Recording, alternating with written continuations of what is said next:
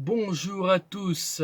Bonjour à toutes et à tous, nous sommes un couple, une PMA. Bon, depuis le temps, vous nous connaissez avec nos Voilà, vidéos, tout ça. D'ailleurs, bonne Anaïs et nouvelle, j'ai des longs Nicolas. cheveux, Anaïs et Nicolas. Donc aujourd'hui, on voulait faire un bilan du rendez-vous du 18. Donc aujourd'hui, Voilà, c'est le ça. jour même, on fait une vidéo pour faire la conclusion du rendez-vous. Et pour Parce ne que, rien oublier, voilà. Parce qu'en fait, vous n'avez pas pu venir avec nous, hein, voilà. Donc Nico, lui, va vous expliquer le tout ce côté... qui est en rapport ouais, avec l'épidémie du Covid qu'on a eu actuellement et qui est toujours le cas, voilà. Et moi, je vais vous parler du parcours du parcours qui va qui se continue. continuer et avec les traitements et les étapes à faire. Voilà, Et on on se se retrouve retrouve tout de suite après après l'introduction. l'introduction.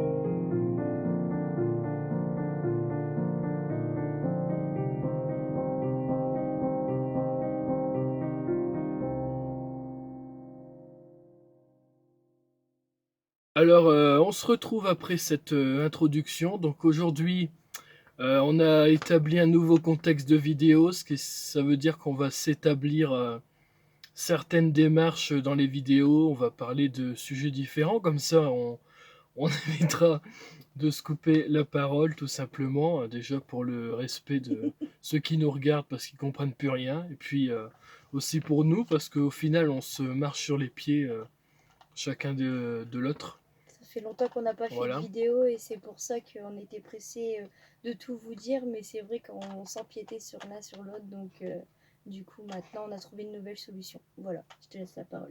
Alors moi je vais parler tout d'abord de tout ce que vous savez déjà mais que j'ai envie de remettre dans le contexte car on a eu pas mal de documents nous expliquant pas mal la situation du Covid-19. Donc les activités d'AMP, que ce soit n'importe où, ont été interrompues, en tout cas dans notre centre à nous, le 16 mars 2020, à cause de cette pandémie qu'on a eue actuellement. Et ils ont repris seulement le 2 juin. Nous, on a repris justement le 18 août. Là, c'est seulement le premier rendez-vous depuis la réouverture, mais dans des conditions particulières, comme dans de nombreux pays européens. Et puis, on nous laisse à craindre quand même que cette persistance de cette épidémie peut durer pendant de longs mois ou de longues années. On ne sait pas encore quand ça va s'arrêter. Donc, d'après les données scientifiques qui sont fragmentaires et encore incertaines, on peut dire que le virus a été retrouvé de façon très occasionnelle dans le sperme de l'homme ayant eu une infection. Et il n'y a pas rapporté de transmission sexuelle du virus. Voilà. On a eu aussi une infection à Covid qui ne semble pas augmenter le risque de fausse couche. On a aussi une femme enceinte qui n'a pas plus risqué qu'une femme non enceinte de contracter l'infection, ni de faire une forme sévère. Les formes sévères peuvent être difficiles à traiter en fin de grossesse. Le risque de contamination de l'enfant pendant une césarienne ou un accouchement est très faible. Les formes néonatales d'infection par le Covid sont presque toujours bénignes, mais sans conséquences pour l'enfant. Et la question la plus difficile est celle du risque tératogène, donc c'est-à-dire le risque de donner des malformations, car en cas d'infection Covid en début de grossesse, à ce jour, on n'a pas encore apporté de cas de Covid, mais le délai est encore trop court pour répondre de façon certaine. Voilà. Donc la réouverture, elle est bien, mais il faut aussi viser certains buts. C'est-à-dire qu'il faut éviter les contaminations entre les patients et le personnel hospitalier ou entre les patients eux-mêmes. Voilà. Donc c'est reporté pour toute tentative en cas de doute même minime. Donc c'est-à-dire si on a un mot de gorge, le nez qui coule, la fièvre, etc. Il faut toujours, quand on ne sait pas si on l'a ou pas, on ne sait jamais, on reporte, on essaye de le décaler au mois d'après, parce que d'après certains parcours, c'est pas évident, mais faut le faire quand même. On va aussi éviter de contaminer les laboratoires, que ce soit les laboratoires de recueil de sperme, voilà, tout ça. Ceci impose de retarder quand même la prise en charge de 3 mois lorsque le mari aura contracté le Covid, c'est important à savoir aussi. Éviter qu'une femme à risque en cas de Covid ne soit enceinte, car tant que les données scientifiques n'auront pas établi plus précisément le niveau des risques, il est nécessaire de retarder jusqu'à une date inconnue la prise en charge pour ces patientes et les facteurs de risque ont été définis par l'HAS, donc l'Haute Autorité de Santé. Voilà. Ensuite, pour finir, on va parler du côté pratique. Donc il faut quand même qu'on certifie qu'on ne présente pas une des maladies ou caractéristiques répertoriées dans la liste de justement l'HAS. Donc au début de notre prise en charge, on va devoir être interrogé pour savoir si on risque d'être contaminé ou susceptible de le devenir en suivant un questionnaire précis. Voilà. Et donc, il ne faut pas mentir car cela a des risques. Et en fonction des réponses, notre prise en charge sera poursuivie ou en cas de doute différée de 1 ou 3 mois selon les cas et en fonction des examens qui pourront nous être prescrits.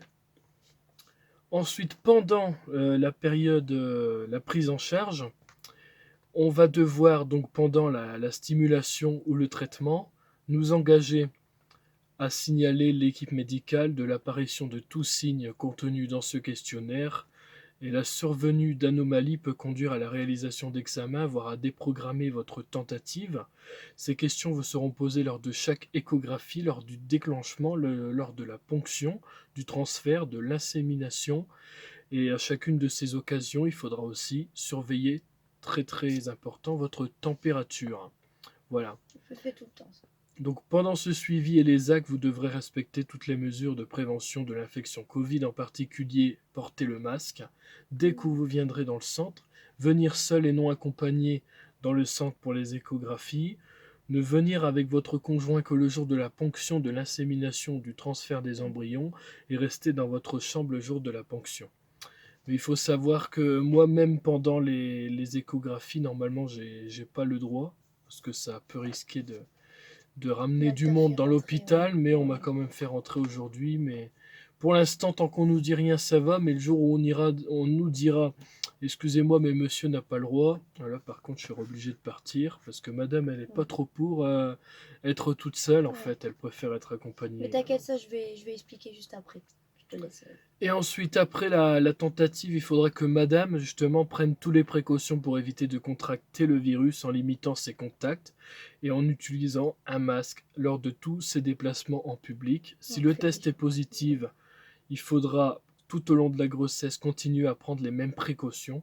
Et si vous vous engagez à signaler votre centre d'AMP toute survenue d'une infection Covid survenant dans le mois suivant, une tentative et pendant la grossesse. Voilà. Et donc, le risque d'arrêt intempestif d'un centre est possible dans les cas suivants. Donc là, c'est vraiment si jamais le centre il arrête d'un coup, c'est soit sur décision des autorités de santé nationales ou locales. En cas de reprise de la pandémie, justement, s'il y a un refait surface, ils seront obligés de fermer. Ouais. Ou en cas de contamination importante du personnel du centre en question. Et donc, pour plus d'informations, on peut se rendre sur le site de la FFER, ffer.fr, pour suivre justement les contaminations importantes qui a lieu dans le Covid. 2 petites secondes, reviens à ta feuille juste avant, justement par rapport, parce que tu viens de nous expliquer à l'instant. Tu vois ce paragraphe que tu nous as dit juste avant, avant, le paragraphe où s'il y aurait un arrêt et tout ça, c'est ça qui me ferait peur, tu vois. Que la pandémie, enfin, parce que moi j'ai peur, vu les actualités, j'ai très peur. Ouais, bah moi c'est pareil, hein. On se doute très bien que ça va revenir d'un jour ou l'autre après.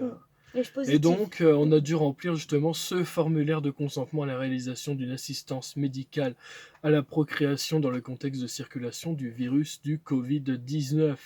Tu peux expliquer Donc vite fait, hein. on a rempli nom, prénom, date de naissance et lieu de naissance. Et on atteste avoir été informé sur les modalités de prise en charge, avoir posé toutes les questions et reçu toutes les réponses, que le centre d'AMP nous a remis le document des questions fréquentes, donc ce que je viens de vous lire, avoir été informé des informations plus complètes à destination des patients, qui sont aussi disponibles sur le site internet, je vous le dis aussi, procréation-médical.fr, et puis aussi qu'on accepte de recourir à une aide médicalement à la procréation en période d'épidémie, et qu'on respecte aussi les obligations nous incombrant, c'est-à-dire le masque, etc. Et toujours le gel hydroalcoolique, je ne l'ai pas précisé. Mais Et donc toujours bon. maintenant, après avoir fait mon petit speech de 10 minutes sur le Covid-19, car ça me paraissait très important de refaire un point là-dessus, car maintenant que j'ai des documents très officiels, j'ai pu faire un point là-dessus, hein. Je ne pouvais pas faire un point avant, évidemment. Je vais laisser la parole justement sur la consultation et sur l'examen qu'on a eu aujourd'hui, et sur le bilan qu'on a eu aujourd'hui d'ailleurs, concernant le traitement qu'on a toujours et qu'on devait continuer, le Clomid x3. Voilà, toujours actuel et qu'on va continuer, mais d'ailleurs je vais laisser avant parler Anaïs. Donc voilà. Donc merci à toi mon chéri pour toutes ces informations que tu as données à nos abonnés. Je pense que tout ceci va être utile pour toutes celles et tous ceux qui sont dans cette situation. Donc là, comme tu nous as expliqué sur cette dernière feuille, en haut, on met les coordonnées de la future maman, hein. Voilà. Donc son nom, son prénom, si elle a eu le nom qu'elle s'est mariée, donc Ouais, nom voilà. d'épouse. Mais nous, on n'est pas Et encore mariés. date et lieu de naissance. Voilà, tout date et lieu de simplement. naissance. Et en bas, c'est les informations sur le papa, le futur papa. Ensuite, il fallait préciser où ça a été fait, donc on a mis la ville actuelle où on est. La date et l'heure, voilà. enfin la date et le lieu plutôt. Voilà, et les deux signatures, et puis les deux signatures des conjoints. Bien sûr, voilà. Si la personne est tout seule, bon, bah, elle a qu'un truc à... Voilà. Donc voilà, maintenant je te laisse cas, parler un petit peu Monsieur, de les la dames, consultation. Hein, voilà. Donc il faut savoir, quand on est arrivé déjà au tout début, je vais essayer de vous intégrer une petite photo. On était vraiment à 1 mètre de distance, c'est-à-dire qu'il y avait une chaise entre nous deux, c'était vraiment magnifique. On était malheureux, on a même rigolé. On a fait badino. Hein. Mais même entre nous, on doit avoir de l'écart. Donc il faut se dire qu'on devait y aller à 15h. Là actuellement on tourne la vidéo, il est 15h05. On devait aller à ce rendez-vous à 15h30. Voilà. Mais hier après-midi précisément, je crois que c'était ça. C'est ça. Nous avons eu un appel à 14h précisément, ouais, du docteur en question qui nous suit, donc la docteure gynéco pour la PMA, qui nous appelle et qui nous dit voilà, il y a eu un désistement. Est-ce que vous voulez décaler votre rendez-vous, c'est-à-dire plutôt, au lieu de venir à 15h30, venir avant, vers 11h. On a dit oui, on n'a pas cherché à comprendre. On a dit parce oui. qu'on était tellement pressés. Ouais. Voilà. Nous sommes arrivés en avance pour trouver une place pour se garer, le temps de faire les étiquettes. On a attendu quelques minutes, hein, même pas, ça a passé très vite. D'ailleurs, vous verrez sur la photo les conditions dans lesquelles on a attendu dans la salle d'attente, avec l'écart d'une Avec chaise, le masque. Avec le masque. On avait sur nous du gel hydro. Aussi. Donc, comme mon compagnon vous a expliqué, il y a des règles à respecter avec le Covid-19 qui nous embête en ce moment, qui embête tout le monde. Donc, il désinfecte entre chaque passage de chaque rendez-vous différent. Il désinfecte tout ce qui est mobilier, ils nous l'ont dit. Ensuite, on a des règles à respecter au niveau des chaises, tout ça. Éviter de trop toucher, ne serait-ce le bureau, tout ça. Enfin, vraiment, voilà. Présenter les papiers à distance aussi, parce que moi, je respectais les personnes qui étaient en face de moi. Donc, bien sûr, quand vous êtes dans la consultation, bah, vous devez avoir le port du masque qui est obligatoire. Aussi. Voilà, vous avez le gel hydro dans votre sac à main. Moi, c'était pour éviter de prendre ceux de là-bas. Ouais. On a parce notre que gel chacun met ses doigts là-dessus. Et voilà. nous, on veut que ce soit personnel. On veut pas que ce soit en contact avec les autres doigts et les autres bactéries. Voilà, on va dire qu'on est un peu trop maniaque, mais on n'est jamais sûr de rien. Il faut, voilà. Donc, on rentre dans cette consultation. Donc, ils Voilà, étaient deux parce qu'il y avait une dame qui doit apprendre le métier, assistante. Ouais. une assistante, ils ont été très gentils tous les deux. Donc, on a reparlé un petit peu, mais vraiment très vite fait. On a un petit peu expliqué notre situation. Elle nous a demandé si mentalement ça allait, si la période du confinement du mois de mars, ça c'était parce que depuis le mois de mars, on ne l'avait pas vu, notre docteur gynécologue pour la PMA. Ça faisait longtemps qu'on ne l'avait pas vue, donc elle nous a demandé si on allait bien. Mon compagnon a expliqué que j'ai eu des moments de faiblesse, que j'ai pleuré, que je m'en ai beaucoup voulu, parce que le poids, c'était pas ça du tout. On pouvait y retourner un petit peu avant, mais comme ils étaient stricts, voilà, t'as oublié de le dire, je pense, ils étaient stricts à un IMC à 30. Après, c'est passé à un IMC à 32, et là, elle nous a dit oralement qu'il C'est au cas par commençait. cas Voilà, maintenant. c'est au cas par cas. Voilà, exactement. Donc, elle nous a dit qu'il n'y avait pas de problème. Donc, je suis montée sur la balance. J'ai un poids avec un IMC à 33 et quelque chose comme ça. Donc, mais elle m'a pas descendu, hein, concrètement. Non, non, au contraire, elle m'a dit que j'avais fait des efforts et que bon, c'est pas de ma faute, que le syndrome OPECON ne facilitait pas la tâche non plus. Et Et la aussi petite taille aussi. mon handicap et la petite taille, exactement. Donc suite à ça, donc elle nous a fait basculer à la pièce à côté, qui Échographie. est, voilà, échographie. Mon compagnon a eu le droit d'assister parce que elle m'a dit, qu'est-ce que vous voulez, votre compagnon vous accompagne ou il nous attend, ou il vous attend au niveau du bureau? Bon, moi je suis quelqu'un qui aime bien, sachant que j'ai un mari attentionné, j'aime bien l'avoir près de moi. C'est bête, hein, mais je pense pas être tout seul dans cette situation, que ce soit notre mari, notre femme, enfin voilà. On aime bien, je parle pour tout le monde, hein, voilà. Parce que pour la PMA pour toutes, hein, je parle pour tout le monde et pour tous.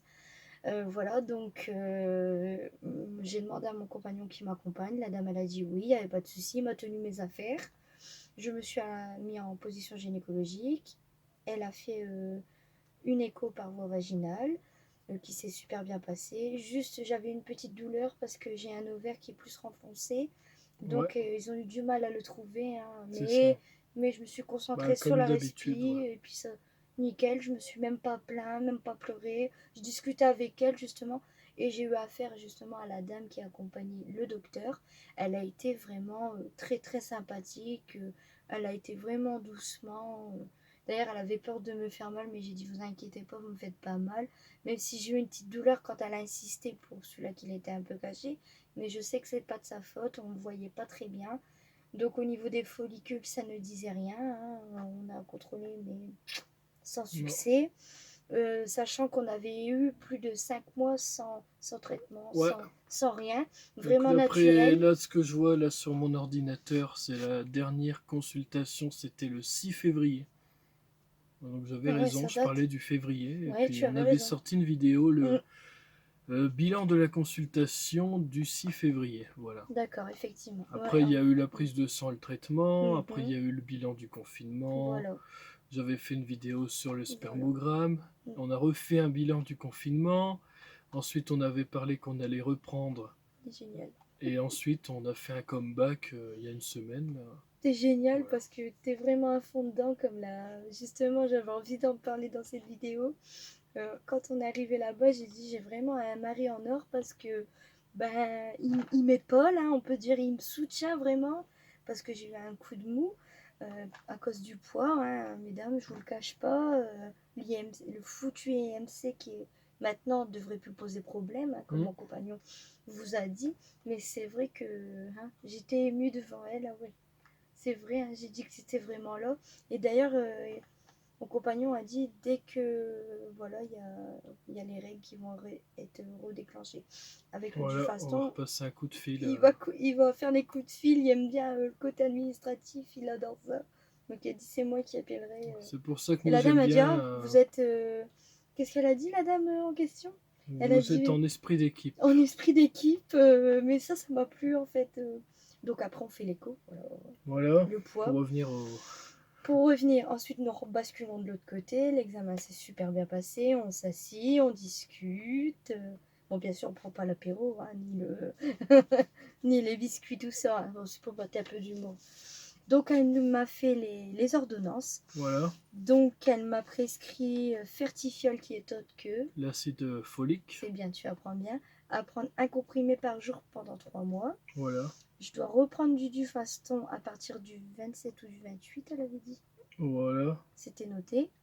Donc, un pendant 7 jours. Donc, voilà, c'est une le boîte de soir, 10. Donc, il va en rester 3 dans la boîte le comme soir. d'habitude. Ouais. Voilà. Ensuite, j'ai une prise de sang à faire Progestérone, progestérone, à faire J1 égale premier jour de règle, prise de sang à J23, J24, progestérone, pour contrôler si la progestérone, elle marche bien. super. Mais justement, pour faire ça, on a aussi les boîtes de chlomide. Voilà, qu'on 50 vous a déjà mg. présenté en moins 2 fois. Et la Voilà. troisième fois, normalement, ça, c'est la dernière. Je sais pas, ça fait un Bon, effet parce miroir, que ça à l'envers. on nous a confirmé aussi, je tenais à préciser en même temps, que on n'a pas le droit d'aller au-dessus de 3 comprimés avec chlomide, donc après ça sera des piqûres. Exactement. Et les piqûres, on ne sait pas encore quel type de piqûre, on saura ça si vraiment c'est un échec pour ce traitement. Voilà. Nous, on demande Je vais expliquer, on demande que ça marche et on demande que de la Oui. réussite, bien sûr, hein, Oui. mais c'est Ça, vrai en que les fait, piqûres, ça pourrait peut-être elle aussi nous a fonctionner. expliqué, c'est pas encore de la PMA directe, c'est-à-dire Non. c'est des traitements pour stimuler, mais de la façon la plus simple possible, par voie orale. Mais on doit avoir par la suite, si ça ne fonctionne pas, mais j'espère que ça va fonctionner quand même. On est toujours dans la réussite. Voilà, on partirait sur une stimulation par piqûre. Voilà, donc Voilà. dès qu'on sera, on mettra sur la chaîne pour la YouTube. PMA, la chaîne YouTube, un couple, une PMA, on mettra la stimulation par piqûre. Et si la stimulation par piqûre fonctionne, généralement elle fonctionne bien, et ben en fait ça veut dire qu'on partirait sur une FIV. Voilà. Il y aurait une piqûre à la fesse pour déclencher l'ovulation. Et après, on vous expliquera quelle méthode il nous aura Pour choisi. l'instant, on ne sait pas encore Voilà. comment ça va se dérouler. Non. Parce Non, qu'on non. attend vraiment la réponse du chlomide x3. Et puis, Voilà. seulement après, on va nous expliquer bien les C'est choses et on fasciné. pourra vous le réexpliquer. Il est En parlant de génial. ça, si vous avez des questions pour la FAQ, n'hésitez pas à aller dans le lien. On a aussi mis le lien de la boutique suite à des abonnés très fidèles hein, qui nous ont demandé. Merci à vous. Et on nous a aussi demandé beaucoup de fois, et je répondrai peut-être dans une prochaine FAQ, mais je préfère y répondre J'ai aussi la tout de prise suite. sang. Nous avions pas encore pas du tout de compte Instagram concernant le Ah, couple PMA. c'est en projet. Par contre, ça m'intéresserait quand même. Si c'est seulement pour le couple PMA qu'on nous parle, on Voilà. n'en a pas encore. Ni personnel, parce que personnellement, moi, Non. je suis pas un fanat de Ouais. Instagram, Ça même serait si je vraiment connais pour la beaucoup de PMA. personnes Alors. qui y sont.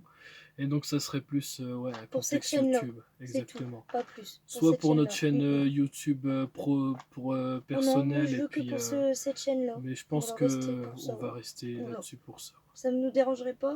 Donc, il y aura peut-être prochainement un compte Instagram, mais que pour celle-ci. Parce que je Comme veux ça, pas vous trop. pourrez poser Voilà. vos questions. Vous Ah pourrez nous oui, parler en oui. privé. Hmm. Vous pourrez un petit peu discuter avec nous. On pourra aussi essayer de faire des lives sur Instagram ou je sais pas. On verra bien Je vais l'évolution de la peut-être. chaîne. Si elle évolue bien, là, je vois qu'elle évolue hyper bien. Je suis très heureux de pouvoir continuer dans cette lancée. Et puis il y aura aussi prochainement, parce que j'ai dit qu'il y allait avoir prochainement, j'ai répondu à la personne, une vidéo sur les prises de sang concernant le LH et le FSH. Oui, il c'est me en semble. projet parce que je cherchais le papier en question. Je ne t'ai Maintenant pas qu'on les oublié. a, Je on parle à va la ma faire. abonnée, ma petite abonnée chérie. Je ne t'ai pas oublié, ne t'inquiète pas. C'est parce que je ne trouve pas le papier en question du tout début. Mais j'ai une récente. Donc, mais je me souviens de certains détails de cette prise de sang que tu veux parler. Quand on rentre vraiment au tout début de la PMA, ils nous demandent effectivement de faire des prises de sang et ils vérifient le FSH, le LH. Donc j'étais faible et si je me dis pas, j'étais à 0,70 et il y en a un justement grâce à chlomide. Et c'est là où ils ont vu aussi qu'ils ont déterminé que j'étais au C'est pic. surtout aussi grâce à la progestérone que Ouais. si la progestérone dépasse 5, il me semble que une grossesse peut être envisageable. C'est Il me vrai. semble qu'elle a dit ça aujourd'hui. C'est ça. Donc, on va Ouais, revenir. c'est ça, c'est écrit là. Ouais, c'est noté. Mais je vais le lire ça. Mm. C'est parce qu'il est déjà parti dans son élan. Donc, pour revenir aux boîtes, donc là, je vais devoir prendre à un certain moment de mon cycle. Mais je vous le dirai en temps voulu, je referai une vidéo. Voilà, je prends le Clomid, je ferai une vidéo de présentation, comme j'aime bien les faire. Comme aussi les autres youtubeuses que j'apprécie et que je fais des très gros bisous qui m'ont inspiré pour faire ma propre chaîne YouTube. C'est vrai. Donc là, j'ai 3 boîtes. Donc ils ont 5 comprimés par boîte. Voilà. Donc pendant 5 jours, je vais devoir prendre 3 comprimés Voilà. pendant 5 jours. Voilà, donc 3 x 5, 15. Et donc Voilà. 3 boîtes de 5, ça fait 15 aussi. Donc Voilà. il ne doit plus en rester normalement. Donc je vais vous lire un petit peu mon protocole stimulation par Clomid. Prendre régulièrement Fertifiol acide folique, un comprimé par jour, et le poursuivre jusqu'à 2 mois de grossesse, du faston J20. Donc elle a marqué à partir du 27 de ce mois-ci, Voilà. 27 août. Un comprimé pendant 7 jours, donc il restera 3 Voilà, dans la c'est boîte. ça. AJ1, premier jour de sang. Voilà, donc premier jour de règle bien rouge. Voilà. On doit téléphoner pour prendre un rendez-vous pour le J12 pour l'échographie. Nickel, voilà. AJ2, commencer Clomid, 3 comprimés. Deuxième jour, ouais, voilà. C'est ça. Par jour pendant 5 jours. Voilà. AJ12, contrôle échographique. On contrôle, c'est ça, pour voir si les follicules donc sont là, en la croissance marquée ou pas. apportera... apporter le consentement voilà. de Voilà. Covid que je donc viens de c'est lire. ce qu'on vient de Ouais. faire. Ce qu'on a rempli, C'est ce qu'on ça. a signé, il faut le ramener le jour où justement on verra la stimulation par Clomid. C'est ça. Donc AJ20, début du faston. Voilà, c'est ça. Donc ça a été dit. Croissance folliculaire, pour éviter un cycle long et reprendre rapidement le traitement. Voilà. À J23, J24, dosage de la progestérone au laboratoire. Ouais, donc nous, ça va être généralement, une prise de sang. on va au laboratoire des infirmières, c'est ça. C'est l'ordonnance que j'ai pour la prise voilà, de sang de la progestérone. Donc, si la progestérone est supérieure, c'est ça le signe là? Si la progestérone est supérieure à 5 mg, ouais. c'est une ovulation, donc il faut appeler le secrétariat pour une échographie de grossesse et il faut quand même y aller quand même avant. Voilà. Si négatif, attendre les règles et démarrer un nouveau cycle. Voilà. Et si la progestérone est inférieure à 5, il n'y a pas d'ovulation, donc on attend les règles, on reprend un nouveau cycle et on reprend... C'est ce que j'allais dire, mais il était dans son élan, il a lu rapidement. Sauf donc que voilà, nous, on ne reprendra pas Clomid si c'est cette petite feuille chérie qui dit toutes les étapes à faire. En fait, exactement.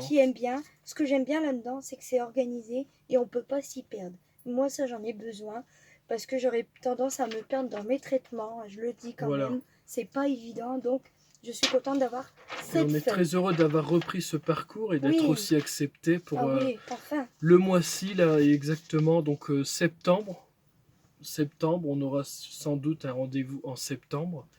Fin septembre, je dirais même, parce que les règles vont arriver, à mon avis, si on commence du faston le 27, comme tu as dit. C'est marqué 27. Et ben, à mon avis, il y en a que pour une semaine de traitement, et le temps que ça se déclenche, on sera pour fin septembre, début octobre. Et voilà, et du coup, j'ai le smile, et je suis trop contente, et mon chéri, c'est pareil, parce que des bonnes nouvelles. Et c'est déjà la fin de cette vidéo. En tout cas, on serait très heureux de vous l'annoncer. On vous prépare pour la semaine avant le prochain rendez-vous et les prochaines règles. Ce mois-ci, on va vous préparer la vidéo sans doute de ces prises de sang et de la LH. Et je ferai LSH, je sais des plus vidéos de présentation, je vais au labo, tout ça. Et on vous annoncera si jamais on crée un compte Instagram. Et on vous invite aussi dans la barre de description à aller voir notre boutique, nos liens pour nous poser des questions, la page Facebook, etc. Voilà. Et c'était un couple une PMA. Ciao, bisous, prenez soin de vous, nos abonnés chéris.